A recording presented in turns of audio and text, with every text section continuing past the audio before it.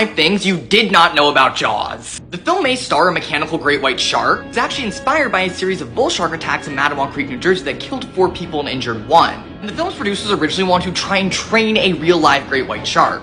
The film's original director was not Steven Spielberg, but someone named Dick Richards, who was fired because they didn't know the difference between a shark and a whale. The film's also caused mass hysteria, leaving people killing not just tons of sharks, but also things like dolphins and even pygmy sperm whales. Because Spielberg thought the mechanical shark looked so fake, he actually didn't show it for most of the movie and interspersed real-life footage of great white sharks in the film.